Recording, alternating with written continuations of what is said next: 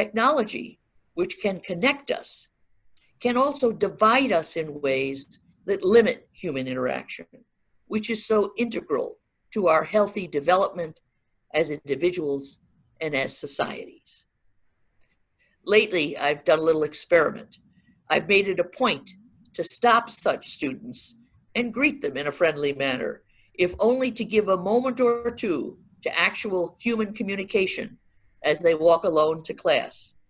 They take their earbuds out, almost surprised that someone is actually talking to them. But there are positives with technology today in higher education.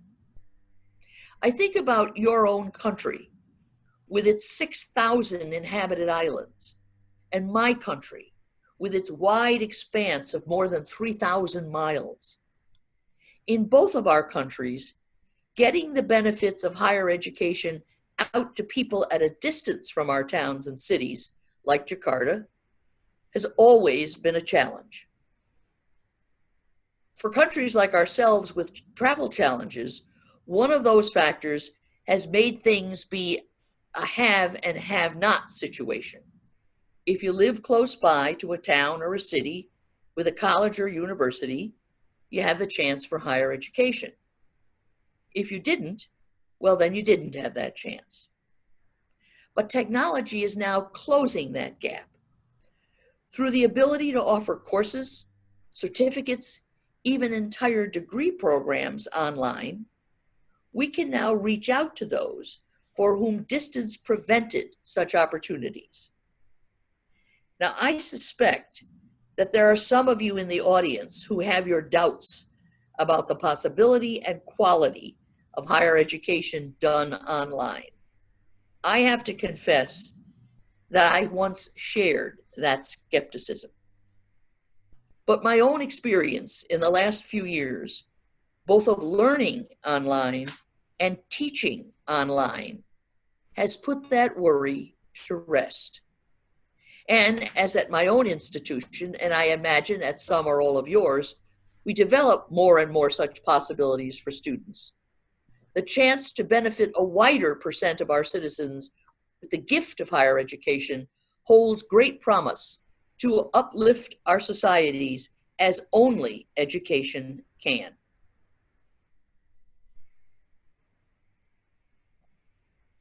Technology, while it is disrupting industries like printing, is also making educational materials more widely available and much less expensive. Just as books were once so rare and prized in places like medieval Europe that they were chained to the tables on which they lay, today, through such projects as the Open Educational Resources Effort, or OER, whole sets of class materials can now be downloaded to a student's laptop, either without cost at all or at a fraction of the cost of physical materials. We've started doing this at St. Ambrose over the last 2 years, and we see campus-wide savings to students can climb into the hundreds of thousands of dollars in just a single year. In a similar manner, an entire set of resources for research, formerly available in a physical setting like a library or a laboratory, can now be accessed from your laptop. Once again, this breaks down the differences between the privileged and those who might be less so by making such resources available to everyone. And we all know, of course, the ability to communicate with each other has been amazingly enhanced by such vehicles as email, Snapchat, instant messaging, WhatsApp. What might have taken 3 or 4 days to send to someone now is there in a moment. I recall one time when I was a provost over 20 years ago, doing some negotiating with a university in Barcelona, Spain. We were in the process of drawing up a contract to enable faculty and student exchanges between our 2 universities. I sat in St. Louis, Missouri with my translator, and the provost in Barcelona sat with his, and we talked out the various clauses. We couldn't see each other, of course, we were just on the telephone. Then sending drafts to each other by fax machine. It took a while, but I was delighted that through the medium of telephone and fax, we could accomplish in an afternoon what might have taken days or even weeks to do by mail. Today, of course, we smile at that, for it's even simpler as we scan and send such documents back and forth and actually see each other on a Skype or Zoom platform such as we have today. But as with all things, there are dangers in this greatly enhanced speed of communication. An email once set, as we know, can never be recalled. And if it were not carefully nuanced, can cause more harm than good. Something we probably all have experienced. So speed of communication through technology can be both a curse and a blessing. And we must teach our students and our next generation of leaders how to use technology in a way best suited to the nuances of human communication. This brings me to the second section of my comments. That is, developing the next generation of leaders for Catholic higher education. Let me say this at the outset. Although I am today a university president, and twice over, a former provost and dean, I never set out in my wildest imaginings to see those positions in my future. In fact, the only thing I saw in my future, the only thing I ever wanted to do, was teach. But it was through the help and guidance by wise mentors who saw abilities and gifts in me that I did not see, that I could develop those gifts, and today am serving as a president. For truly, if you showed me that CV that Elizabeth was looking at and saw where I am today, if I were looking at that CV 50 years ago, I would have been astonished and, quite frankly, terrified. For I am one of those first-generation college goers that I referenced earlier, one of those individuals whose parents did not have the opportunity of higher education and could only hope that their children might be able to have it.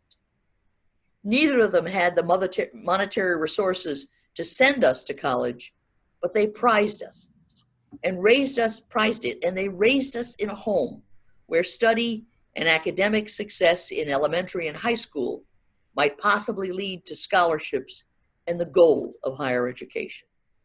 And in many ways, that's exactly what happened for us.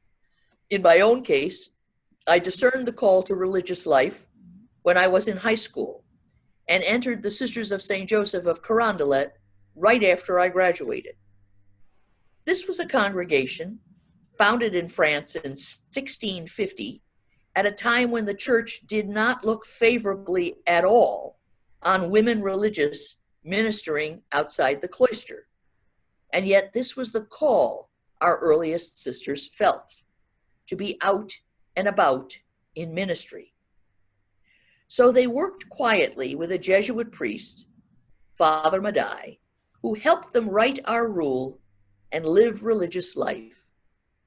The congregation grew and prospered until finally, 20 years after our beginning, we were recognized by the church. We say somewhat wryly, it has taught us to think better to ask forgiveness than permission about good things. In our founding documents, we were told to divide the city and do what needs to be done. It was a very broad charism, which has allowed us to minister in every generation since that founding over 350 years ago, in whatever area needed serving. We worked in parishes, in hospitals, in prisons, in homes for the elderly. We taught the immigrant, counseled the dying, defended the innocent, and in short, ministered in every area of the corporal and spiritual works of mercy. One of these, of course, led us to found schools, colleges, and universities. My own branch of the Sisters of St. Joseph, as my introduction indicated, sponsors 5 colleges and universities throughout the United States. My own path to serving in higher education began with teaching in an inner city high school, and that was my dream and what I believed I'd do throughout my life. But here, and this is what's important for this presentation, there were others in my congregation who saw in me talents and gifts that I did not know I had, and that they discerned could be even better served if I used them in higher education. And so I was sent to earn graduate degrees, including my doctorate from Brown University in English literature, and returned to my own college where I'd earned my bachelor's degree to begin teaching.